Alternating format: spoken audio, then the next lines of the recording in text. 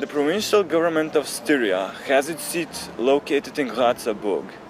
Ceiling of one of the castle gate arches is a monument dedicated to World War II crimes.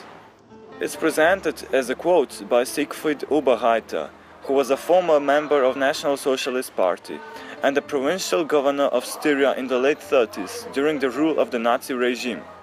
Even though the quote is written as a first-person confession of Oberreiter, he's not actually the author.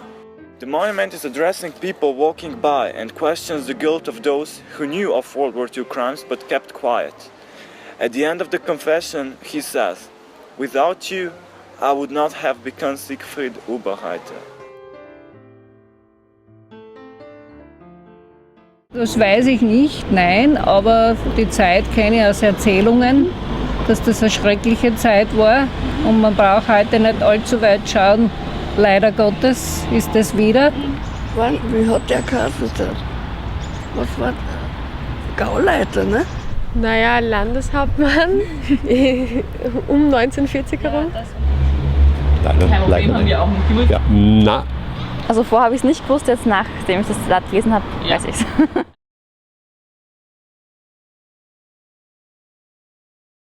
Ja, ist ein guter Platz, weil da gehen doch sehr viele Menschen durch und ich fühle mich sehr betroffen, weil meine Familie war selbst betroffen, schlimm betroffen in der Zeit und dadurch fühle ich da sowieso sehr mit.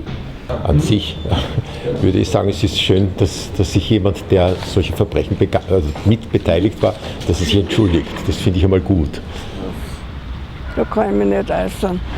Ehrlich gesagt, ich denke, man geht eigentlich eher vorbei als Passant. Also ich habe natürlich schon immer wahrgenommen, dass es eine Schrift gibt dort in diesem Durchgang. Aber ich wäre jetzt eigentlich noch nie stehen geblieben und hätte mir das wirklich genau durchgelesen. Ob das jetzt der richtige Platz ist, ist für mich schwer zu sagen. Aber dass sich wenigstens einer für seine Taten entschuldigt, ja, muss man ihn zumindest anrechnen. Also leider zu spät, aber ja. Man geht immer dran vorbei, aber eben nur vorbeigehen. Sagen wir, von diesem fühle ich mich nicht jetzt sonderlich betroffen, aber an sich von der gesamten Sache, was damals mit dem Dritten Reich passiert ist, das erschüttert mich heute noch. Wir waren beim BDM natürlich, ne? Ja, schon betroffen, aber ehrlich gesagt, ich weiß nicht, ich denke, ich bin zu jung, dass ich mich da jetzt wirklich irgendwie sonderlich angesprochen fühle. Und ja, also...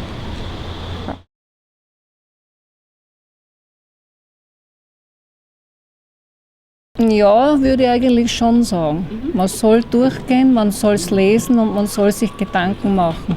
Weil in jedem Satz steckt leider Gottes von der damaligen Zeit sehr viel Schlimmes drinnen. Und man muss sich bewusst werden und wie ich schon gesagt habe, Hände reichen, nicht die Köpfe einschlagen. Vielleicht schon, ja. Ich glaube, gerade in diesen Zeiten wie heute ist es vielleicht ganz gut, wenn man an diese Dinge erinnert wird.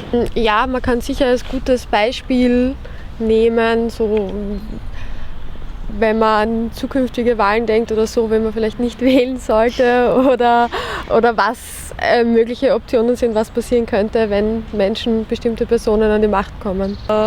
In this generation, people must think about this content. Das wird nie vergessen werden. Also das ist sicher etwas, was ganz wichtig ist, weil sowas braucht man immer. Gerade in der heutigen Zeit, was mit Präsidentschaftswahlen und wo der eine Kandidat ja ein bisschen in die Richtung tendiert, sagen wir so, oder eine Partei, und deshalb soll man das schon nicht vergessen.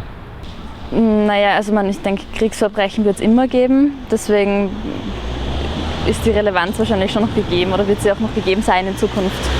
Und ja. Und ich kann nur hoffen, dass auch für eure Jugend nie mehr so eine Zeit kommt und dass die Menschen, die sich die Hände reichen und nicht jeder gegeneinander. Ne?